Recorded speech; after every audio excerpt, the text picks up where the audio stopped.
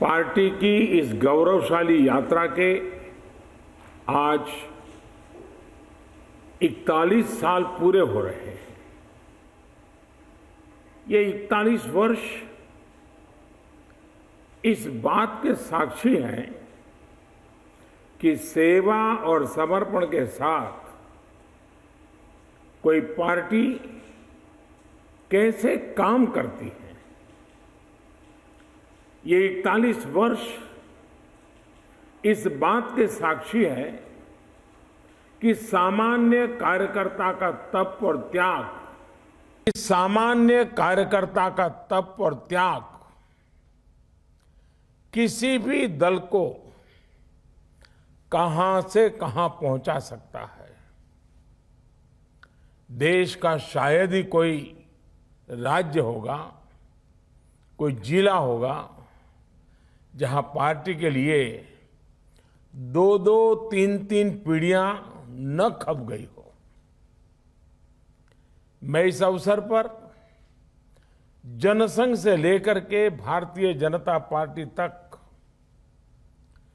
राष्ट्र सेवा के इस यज्ञ में अपना योगदान देने वाले हर व्यक्ति को आदरपूर्वक नमन करता हूं।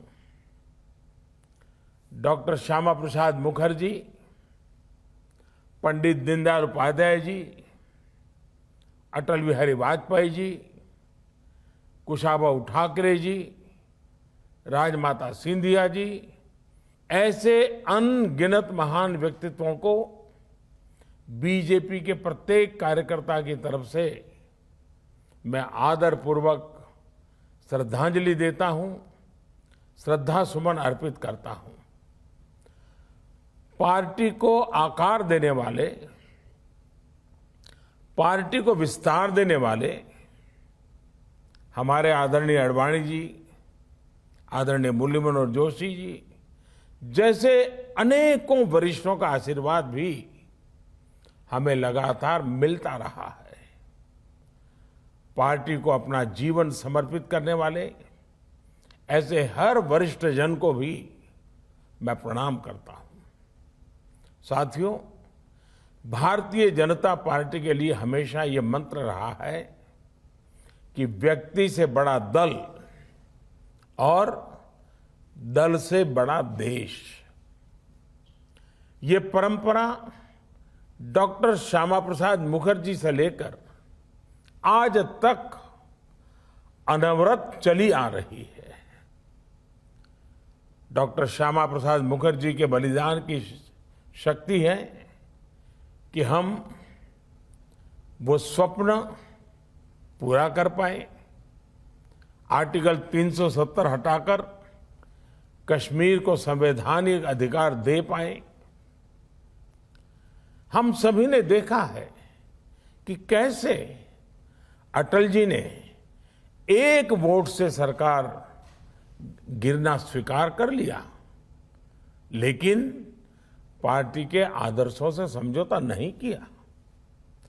आपातकाल में लोकतंत्र की रक्षा के लिए हमारे कार्यकर्ताओं ने कैसे कैसे कष्ट सहे। लोकतांत्रिक नैतिकता के कैसे कैसे उदाहरण दिए। हमारे देश में राजनीतिक स्वार्थ के लिए दलों के टूटने के अनेकों उदाहरण हैं, लेकिन देश हित में लोकतंत्र के लिए दल के विलय की घटनाएं शायद ही कहीं नजर मिलेगी। भारतीय जनसंघ ने ये करके दिखाया था। जनसंघ से लेकर अभी तक ये तपस्या हमारे कार्यकर्ताओं के लिए बहुत बड़ी प्रेरणा है। साथियों, पिछले साल कोरोना ने पूरे देश के सामने एक अभूतपूर्व संकट खड़ा कर दिया था। तब आप सब अपना सुख दुख भूलकर देशवासियों की सेवा में लगे रहे। आपने सेवा ही संगठन का संकल्प लिया और उसके लिए आप डटे रहे, लगे रहे और लोगों की सेवा करते रहे। जो काम आप गांव-गांव में, शहरों में कर रहे थे, घर-घर पहुंच रहे थे, वैसा ही कुछ काम अंत्योदय की प्रेरणा से भाजपा की सरकारें, चाहे केंद्र हो या राज्य हो, अपना दायित्व निभाती रही। गरीब कल्याण योजना से लेकर वंदे भारत मिशन तक हमारे सेवा भाव को देश ने महसूस किया है। यही नहीं, इसी संकट काल में देश ने नए भारत का खाका खींचा और आत्मनिर्भर भारत अभियान शुरू किया। आज आत्मनिर्भर भारत अभियान गांव गरीब का, किसान का, मजदूर का, दलित का, वंचित का, महिलाओं का, युवाओं का, हर किसी का स्वयं का एक प्रकार से अभियान बन गया है। आज भाजपा से गांव गरीब का जुड़ाव इसलिए बढ़ रहा है क्योंकि आज वो पहली बार अंत्योदय को साकार होते देख रहा है। 21वीं सदी में जिन युवाओं ने जन्म लिया है, वे आज भारतीय जनता पार्टी के साथ है, भाजपा की नीतियां, भाजपा के प्रयासों के साथ है। साथियों, गांधी जी कहते थे कि निर्णय और योजनाएं वो हों जो समाज की आखिरी पंक्ति में खड़े व्यक्ति तक लाभ पहुंचाए। गांधी जी की उसी मूल भावना को चरितार्थ करने के लिए हमने अथक प्रयास किया है। लास्ट माइल डिलीवरी हमारे यहां कहा जाता था, लेकिन आज देश का सामान्य मानवी लास्ट माइल डिलीवरी को साक्षात अनुभव कर रहा है। देश के हर गरीब के पास बैंक अकाउंट हो, देश के हर गरीब के पास पक्की छत हो, देश के हर गरीब को शौचालय की सुविधा मिले, हर रसोई में गैस कनेक्शन हो, हर घर में बिजली कनेक्शन हो, हर गरीब को इलाज की सुविधा हो, हर गांव में ऑप्टिकल फाइबर हो। ऐसी अनगिनत बातें जो समाज के आखिरी व्यक्ति हो या देश का आखिरी इलाका हो, इसके लिए भाजपा सरकारें, चाहे केंद्र हो या राज्य में हो, हम सब मिलकर के दिन रात मेहनत की है, अपने लक्ष्यों को पाकर दिखाया है।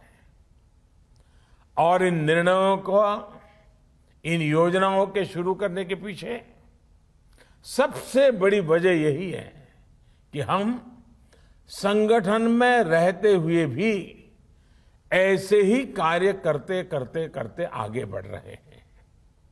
इसलिए जब सरकार में आते हैं तो और तेज गति से इस दिशा में काम करते हैं। हमारी कार्यशैली है, हम किसी से कुछ भी छीनते नहीं हैं और छीने बिना भी दूसरे के हक उसे मिले, इसमें जागरूक प्रयास करते हैं। हम हर व्यक्ति तक पहुंचते हैं, उसकी आवश्यकता पर पूरी संवेदनशीलता से काम करते हैं। साथियों, हमारे देश में 80% से ज्यादा छोटे किसान हैं। इन किसानों की संख्या 10 करोड़ से भी अधिक है। पहले जो सरकारें रहीं, उनकी प्राथमिकताओं में ये छोटे किसान, इन छोटे किसानों की जरूरतें ये कभी नहीं रही। लेकिन बीते वर्षों में हमारी सरकार की कृषि से जुड़ी हर योजना के केंद्र में छोटे किसान रहे। चाहे नए कृषि कानून हो, पीएम किसान सम्मान निधि हो, किसान उत्पाद संगठन की व्यवस्था हो, फसल बीमा योजना में सुधार करना हो, प्राकृतिक आपदा के समय किसानों को ज्यादा मुआवजा सुनिश्चित करना हो, हर खेत को पानी की योजना हो, या फिर यूरिया की नीम कोटिंग, ऐसे हर निर्णय का सबसे बड़ा लाभ देश के छोटे किसानों को हुआ है। साथियों, बीते वर्षों में हमारी सरकार के हर काम में, हर योजना में महिलाओं को प्राथमिकता दी गई है। चाहे 3 तलाक के खिलाफ कानून हो, गर्भवती महिलाओं को 26 सप्ताह की छुट्टी हो, घर की रजिस्ट्री में महिलाओं को प्राथमिकता देने की बात हो, स्वच्छ भारत मिशन हो, उज्ज्वला योजना हो, मुद्रा योजना के तहत बिना गारंटी ऋण देना हो, रेहड़ी पटरी वालों के लिए पीएम स्वनिधि योजना हो, सभी का लाभ प्रमुख रूप से हमारी देश की महिलाओं को, माताओं को, बहनों को मिला है। साथियों, हमारे देश में सरकारों का मूल्यांकन, सरकार की शक्ति का आकलन, सरकार के परफॉर्मेंस की बातें ज्यादातर कौन सरकार कितनी बड़ी घोषणा करती रही है उसके ही आसपास रही है। लेकिन पहली बार ये मानदंड बदल रहे हैं, अवधारणा बदली है। हमारी सरकार का मूल्यांकन उसके डिलीवरी सिस्टम से हो रहा है। नीतियां भी, नीयत भी और आखिरी इंसान तक उस निर्णय को पहुंचाना, उस सुविधा को पहुंचाना, हकदार को हक पहुंचाना, ये हमारी सरकार की विशेषता रही है।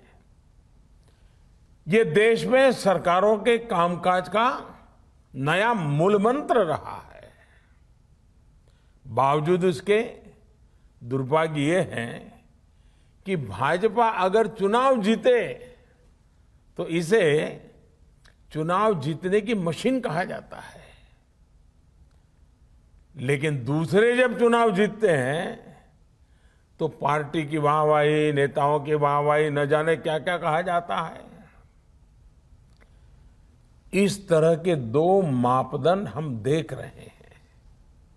जो लोग कहते हैं कि बीजेपी चुनाव जीतने की मशीन है, वो एक प्रकार से भारत के लोकतंत्र की जो परिपक्वता है उसको समझ ही नहीं पाते हैं। वो भारत के नागरिकों की जो सूझबूझ है उसका आकलन ही नहीं कर पाते हैं। वो उनके समझ के परे हैं। वो भारत के नागरिकों की आशा, अपेक्षाएं और उनके सपनों उसे कभी भी समझ नहीं पाते हैं। सच्चाई ये है कि बीजेपी चुनाव जीतने की मशीन नहीं, देश और देशवासियों का दिल जीतने वाला एक अविरल, अनवरत अभियान है। हम 5 साल तक ईमानदारी से जनता की सेवा करते हैं। सरकार में हो तब, सरकार में न हो तब, हर परिस्थिति में हम जनता से जुड़े रहते हैं, जनता के लिए जीते रहते हैं। और सच्चाई ये है कि हम कभी गर्व नहीं करते कि हमारा दल जीता। हम हमेशा इस बात का गर्व करते हैं कि देश के लोगों ने हमें जिताया। साथियों, अंग्रेजी में एक कहावत होती है, टिप ऑफ द आइसबर्ग। हमारी पार्टी में भी एक टिप ऑफ द आइसबर्ग है। ये अखबारों में, टीवी पर दिखता है, लेकिन इनकी संख्या बहुत ज्यादा नहीं है। लेकिन एक बहुत बड़ी संख्या जो नजर नहीं आती है, भाजपा के उन कार्यकर्ताओं की है जो आमतौर पर दिखाई नहीं देती हैं, लेकिन वो जमीन पर रह करके काम करती है। ये भाजपा को ताकत देते हैं, जनता के बीच काम करते हुए संगठन की शक्ति को और बढ़ाते हैं। अपने जीवन से, अपने आचरण से, अपने प्रयासों से वो जनता का दिल जीतने का काम अविरत करते रहते हैं। इन्हीं के प्रयासों से आज भाजपा दुनिया की सबसे बड़ी पार्टी है। आज आम जनमानस ने ये महसूस करता है कि भाजपा सरकार का मतलब है राष्ट्र निर्माण के लिए सही नीति, साफ नियत और सटीक निर्णय। भाजपा आने का मतलब है राष्ट्र प्रथम, नेशन फर्स्ट। भाजपा आने का मतलब है देश हित से समझौता नहीं, देश की सुरक्षा सर्वोपरि। भाजपा आने का मतलब है वंशवाद, परिवारवाद की राजनीति से मुक्ति। भाजपा आने का मतलब है योग्यता को अवसर। भाजपा आने का मतलब है पारदर्शिता, गुड गवर्नेंस। भाजपा यानी सबका साथ, सबका विकास, सबका विश्वास। आज भाजपा भारत की विविधता की, अनेकता में एकता की प्रतीक बन गई है। हम हर क्षेत्र, हर भाषा, हर संप्रदाय और हर देशवासी को जोड़कर आगे बढ़ रहे हैं। आज भाजपा से गरीब भी जुड़ा है, मध्यम वर्ग भी हमारे साथ है। हम शहर में भी हैं और गांव में भी है। बीजेपी आज नेशनल इंटरेस्ट की भी पार्टी है और क्षेत्रीय आकांक्षाओं की भी पार्टी है। साथियों, हमारे जो संस्कार है, हम राजनीतिक छुआछूत में विश्वास नहीं करते हैं। इसलिए हम सरदार पटेल को समर्पित स्टैच्यू ऑफ यूनिटी बनाकर गर्व महसूस करते हैं। इसलिए हम बाबा साहब आम्बेडकर के लिए पंचतीर्थ का निर्माण कर गर्व करते हैं। हम खुले दिल से भाजपा के घोर विरोधी रहे व्यक्तियों का भी सम्मान करते हैं, उन्हें सम्मान देते हैं। भारत रत्न से लेकर पद्म पुरस्कार इसका उदाहरण है। पद्म पुरस्कारों में हमने जो बदलाव किए हैं वो तो अपने आप में पूरी एक गाथा है। वो तस्वीर कौन भूल सकता है, और उस तस्वीर को देख करके कौन भावुक नहीं हो सकता था। जब पैर में जूते नहीं होते हैं और कोई वृद्ध मां राष्ट्रपति के हाथों सम्मान प्राप्त करती है, ऐसा हम कैसे कर पाते हैं। अननोन लोगों को, जिनके कार्य को पहचानना और इतने बड़े सम्मान से उनको जोड़ना, क्योंकि हम जड़ों से जुड़े रहते हैं, क्योंकि हम जमीन से जुड़े रहते हैं। के बीच जाते रहना होगा, उन्हें जागरूक करते रहना होगा। ये काम कुछ लोग जो ये अफवाहें फैलाने का काम करते हैं, नैरेटिव बदलने का काम करते हैं, काल्पनिक भय खड़ा करते हैं, ये जो कुछ लोग हैं, ज्यादातर तो वो हैं जो अपनी पराजय को स्वीकार न कर पाने की वजह से करते रहते हैं। कुछ लोग अपने राजनीतिक स्वार्थ की वजह से करते हैं। कुछ लोगों की भाजपा से जन्मजात दुश्मनी है, इसलिए करते हैं, लेकिन ये लोग ऐसे कार्य कर रहे हैं जो देश को बहुत लंबे समय तक नुकसान पहुंचाएगा। इसलिए बीजेपी के हर कार्यकर्ता को सतर्क रहना है। इन लोगों की सच्चाई से देश की जनता को सावधान करते रहना होगा। साथियों, हमारे शास्त्रों में कहा गया है, भवन्ति नम्राः तरव फल उद्यमय, अर्थात जब फल आते हैं तो वृक्ष झुक जाते हैं। यही मंत्र हमारे संगठन और पार्टी का भी है। हमें सत्ता सफलता के साथ और नम्र होते रहना है, और नम्र होना है, और सरल होना है। हमारे लिए सफलता का अर्थ है नए संकल्पों की शुरुआत। हम कैसे देश के लिए कुछ नया कर सकते हैं, कैसे देश के प्रयासों का हिस्सा बन सकते हैं, इस दिशा में लगातार सोचना है। साथियों, आज जब देश आजादी के 75 साल पूरे करने जा रहा है, तो हमारी ये जिम्मेदारी और भी बड़ी हो जाती है। हमें अमृत महोत्सव को भी देश के प्रत्येक नागरिक तक लेकर जाना है, हर नागरिक को जोड़ना है। आजादी का अमृत महोत्सव अगले 25 वर्षों के लिए देश के लक्ष्य तय करने का अवसर भी है। देश के इन लक्ष्यों को पूरा करने में बहुत बड़ी भूमिका भाजपा, उसके कोटि कोटि कार्यकर्ता, उन्होंने विशेष रूप से निभानी ही चाहिए। इसलिए हमें भी अपने अगले 25 वर्षों के लिए लक्ष्य निर्धारित करने हैं, व्यक्तिगत भी और पार्टी की इकाई के लिए भी।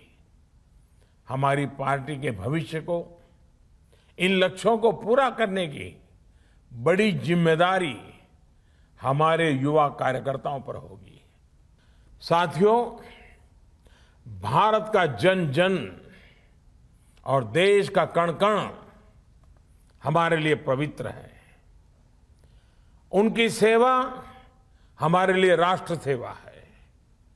सत्ता हमारे लिए इस पवित्र राष्ट्र सेवा का एक माध्यम है। पद हमारे लिए परिश्रम की पराकाष्ठा करने का दायित्व है, और हमारे लिए भाजपा कार्यकर्ता होना सिर्फ 2 शब्द नहीं है, ये हमारा जीवन मंत्र है। साथियों, अपनी बात समाप्त करने से पहले एक और बात आप सभी को पता है कि कल शाम को, यानी कि 7 अप्रैल को शाम 7 बजे मैं परीक्षा पे चर्चा करूंगा। आप सभी इस चर्चा का हिस्सा बने। याद रखिए, 7 अप्रैल शाम 7 बजे। और मैं चाहूंगा अधिक से अधिक परिवार, अधिक से अधिक विद्यार्थी मित्र इस संवाद में जरूर जुड़े और उनसे भी मुझे कुछ फीडबैक मिले।